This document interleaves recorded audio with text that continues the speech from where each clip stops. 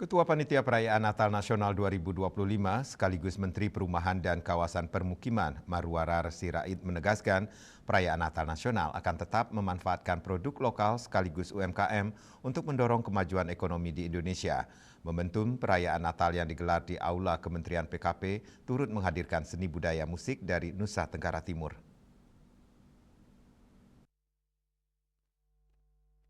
Momentum perayaan Natal yang digelar di Aula Kementerian PKP, Ketua Panitia Perayaan Natal Nasional 2025, sekaligus Menteri Perumahan dan Kawasan Permukiman Marwarar Sirait menegaskan, dalam perayaan Natal akan tetap memanfaatkan produk lokal sekaligus UMKM untuk mendorong kemajuan ekonomi di Indonesia. Dalam rangkaian acara Natal Nasional, Marwarar Sirait juga turut melibatkan para penyanyi lokal untuk ikut memeriahkan acara tersebut. Adapun untuk hiasan pohon Natal yang dipakai terdiri dari berbagai macam jenis buah hasil panen dari berbagai daerah di tanah air. Marwarar juga mengatakan tak kalah menariknya dalam perayaan Natal Nasional tahun ini, juga menyebutkan jika dalam acara tersebut tidak akan dihadiri oleh sederetan artis papan atas dan hanya dimeriahkan oleh para penyanyi daerah yang juga memiliki talenta yang luar biasa.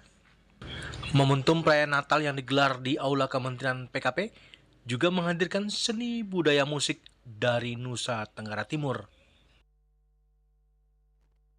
Nasional juga kita banyak kegiatan sosial dan sederhana. Di sini juga makanannya UMKM, yang memberikan UMKM yang ada, dan anak-anak juga bersih, dan juga ada juga bantuan sosial di ada beberapa titik ya di seluruh Indonesia, tempat balai-balai kementerian kita, dan juga ya menampilkan teman-teman banyak tadi dari internal ya, dan juga dari NTT ya, dari NTT juga datang. Jadi ya saya senang kita bisa supaya makin